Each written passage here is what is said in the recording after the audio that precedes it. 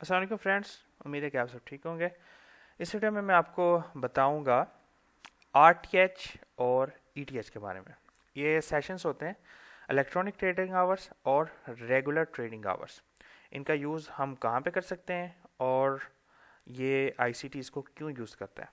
तो इस वीडियो को शुरू करने से पहले अगर आप मेरे यूट्यूब चैनल पर पहली बार आएँ तो मेक श्योर आप इसे सब्सक्राइब करें, और मेरे टेलीग्राम चैनल का लिंक और किसी डिस्काउंट ब्रोकर का एंड कोई फंडेड अकाउंट आपको चाहिए उसका लिंक आपको डिस्क्रिप्शन में मिल जाएगा। तो ये चीज़ आपको मिलेगी बेसिकली फ्यूचर्स कॉन्ट्रैक्ट्स में। तो फ्यूचर्स कॉन्ट्रैक्ट क्या हम कर सकते हैं?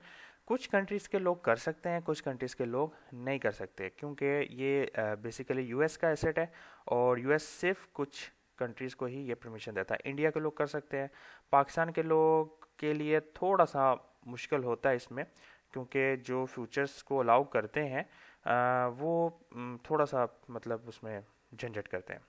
तो बहरहाल ये हमारा टॉपिक नहीं है। तो इसमें क्या होता है, फिर भी अगर आप नहीं कर सकते लेकिन आपके पास ये नॉलेज होनी चाहिए, इससे आप ट्रेडिंग कर सकते हैं अगर आप नॉर्मल एसेट पे भी कर रहे हैं। तो रेगुलर ट्रेडिंग आवर्स में क्या होता है, इलेक्ट्रॉनिक ट्रेडिंग आवर्स में क्या होता है? इलेक्ट्रॉनिक ट्रेडिंग आवर्स में अगर मैं चार्ट को चेंज कर देता हूँ तो मिडनाइट से लेकर अनटिल क्लोजिंग तक आपको एक एक कैंडल देखने को मिलेगी। यानी रात के 12 बजे से लेके अगले दिन 4 बजे तक जो है मार्केट जो है वो आपको पूरी मूविंग आपको एक एक छोटी कैंडल देखने को मिलेगी। लेकिन अगर हम रेगुलर ट्रेडिंग आवर्स में कर देते हैं तो फिर ऐसा सीन नहीं होता।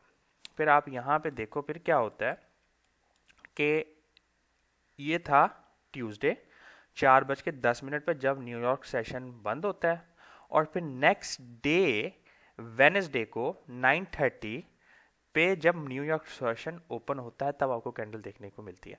तो क्या मतलब हुआ कि 9:30 से पहले लेकर कब तक, पिछले दिन शाम 4:10 तक जितनी भी कैंडल्स या जितना भी एशिया सेशन या लंदन सेशन था वो आपसे हिडन हो गया, आपसे छुप जाएगा। ठीक है। तो अब इसका फायदा क्या होता है? देखिए, अगर मार्केट ट्रेंडिंग नहीं है तो मैनी ऑफ द टाइम आपको ये जो गैप बन जाता है ये फिल होते हुए या इसके इक्विलिब्रियम पे जाते हुए आपको प्राइस नजर आएगी इस एरिया में, और आप अपना सेटअप दो के ट्रेड कर सकते हो। ठीक है। यहाँ पे गैप बना, ठीक है, मार्केट इस गैप की तरफ जाती है, ठीक है, और वहाँ पे आपको सेटअप देखने को मिलता है और आप ट्रेड ले सकते हो। तो सिंपल समझाने का मतलब ये था कि आपको पता होना चाहिए कि रेगुलर ट्रेडिंग आवर्स और इलेक्ट्रॉनिक ट्रेडिंग आवर्स, क्योंकि कभी कभार आप किसी और की यूट्यूब वीडियो देख रहे होते हैं, आपको ऐसे गैप दिख रहे होते हैं और कहते हैं यार ये चीज़ तो मुझे अरबाब भाई की वीडियो में नहीं मिली या कहीं देखने को नहीं मिली। तो आपको पता होना चाहिए कि रेगुलर ट्रेडिंग आवर्स और इलेक्ट्रॉनिक ट्रेडिंग आवर्स क्या होते हैं। यहाँ पे जैसे कि प्राइस गई एक्विलिब्रियम पे 0.5 के नीचे आई, यहाँ पे इन्वर्जन फेयर वैल्यू गैप था और मार्केट ने हमको ट्रेड दी। ठीक है। तो इसका बेसिकली ये फायदा होता है और इसका ये मतलब होता है।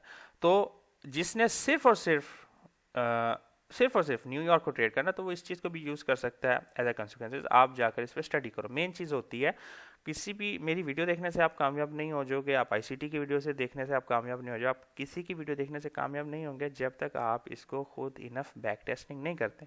इसमें आप पुश बटन करना सबसे आसान काम है, सबसे मुश्किल काम यह है कि प्राइस ने किधर की तरफ जाना है, वो इंपॉर्टेंट काम है। आपको वो चीज़ देखनी है कि प्राइस किस तरफ मूव कर सकती है। ओके। तो ये छोटी सी वीडियो थी, लेकिन इसमें जो मैंने आपको चीज़ बताई है वो आपकी काफ़ी फ़ायदे की है। आप इसको जो है जाकर रिव्यू करें और आप देखें इसमें आपने किस चीज़ को फाइंड आउट किया।